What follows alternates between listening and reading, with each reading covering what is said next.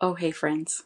It is your friendly neighborhood acupuncturist extraordinaire, Dr. Barbie Wasson with Riverpoint Family Acupuncture, and this is Riverpoint's podcast where we get to the point on all things acupuncture, health, and vitality in the River Valley.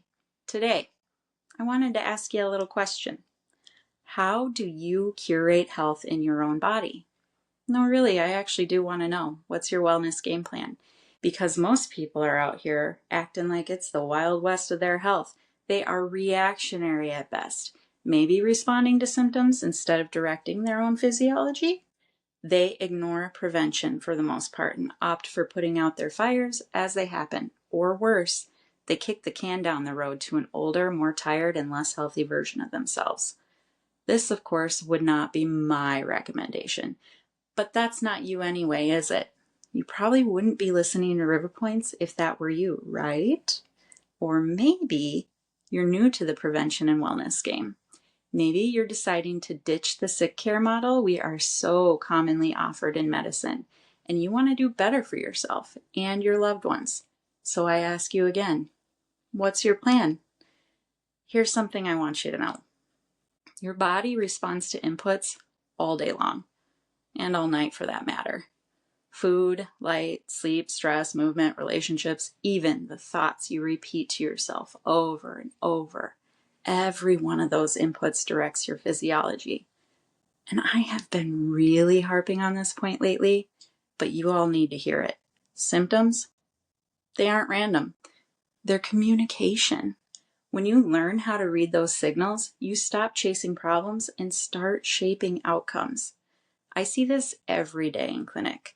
Women come into my office overwhelmed, their cycles feel unpredictable, energy crashes every day around 2 or 3 in the afternoon, the scale refuses to move no matter what they do, their skin breaks out before their periods, and mood swings feel intense.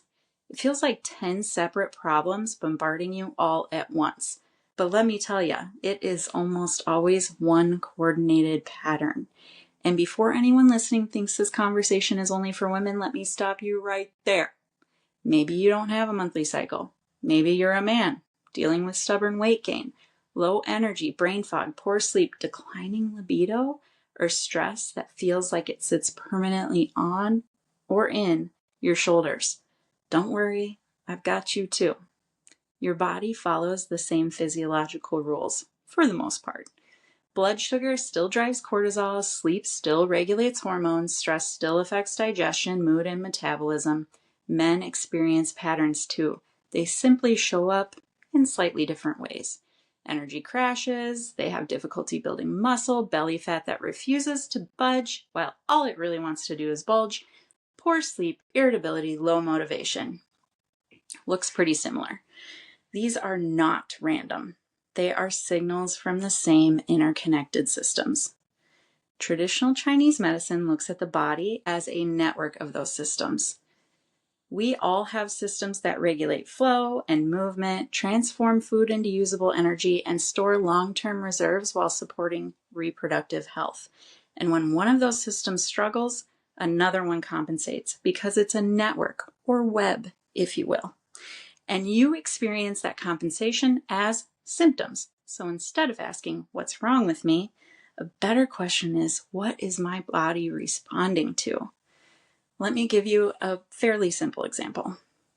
Breakfast. Many people eat very little protein in their first meal of the day. Low protein often leads to blood sugar swings, and blood sugar swings increases cortisol. Elevated cortisol over time interferes with progesterone. Now you have PMS symptoms, anxiety, poor sleep, and irritability. That entire cascade may have started with bad breakfast habits. Here's another example. Sleep. Hormonal repair peaks before midnight. When bedtime drifts later and later, melatonin production drops. Melatonin influences insulin sensitivity and reproductive signaling. Small shifts in bedtime create real hormonal effects over time. Nothing here is random. Chronic stress often shows up as tight shoulders and neck tension. In Chinese medicine, we call this liver qi stagnation. The name isn't really important though. It's the pattern of input and its consequences that we care about. Over time, this pattern can throw off menstrual flow, decrease ovulation quality, and wreak havoc on your emotional regulation. For men, it can cause decreased tolerance to stress, metabolic dysfunction, a drop in sleep quality, immune system decline, and you guessed it, it can wreak havoc on your emotional regulation as well. So, how do you curate health in your body instead of reacting to symptoms? Start with consistent inputs. Simple things. Eat 30 to 40 grams of protein in your first meal. Protect your sleep and aim to be in bed around 10 to 10:30 most nights. Track your symptoms. Notice patterns in mood, cravings, skin, energy, and sleep. If you're a woman, track your cycles and notice symptom changes that happen throughout the cycle. Start predicting and living according to your cycle phase. In other words, go with your flow. It will make life easier and more harmonious, and most of the time your outcome is wellness. Your body always tells the story. You just need some stellar listening skills, which, by the way, I can help you with. Acupuncture. You didn't think we would get through this without needle talk, did you? That's impossible for me. Did you know acupuncture actually improves circulation of the reproductive organs? Research shows it influences the hypothalamic pituitary ovarian axis. That's a lot of words. It helps regulate cortisol output and reduces inflammatory signaling. While this looks a little different in men, it still has an effect. In clinic, I see women's cycles become more predictable, ovulation markers improve, and moods stabilize. In men, I see energy return, sleep improves, stress tolerance increases, and that stubborn belly weight starts to move once the underlying physiology is supported. And do you want to know what the coolest thing about that is? None of those changes happen because the body was fixed. They happen because the inputs finally start supporting the physiology instead of fighting it. Your body is always responding to something.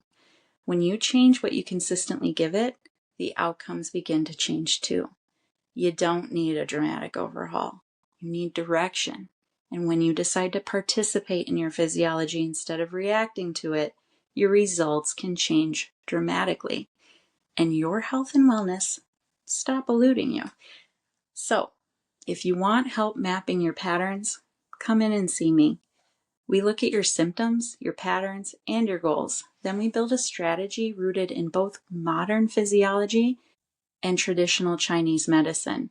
We'll use acupuncture, food therapy, and lifestyle changes to curate health in your body. And you know what? You deserve that. You really do.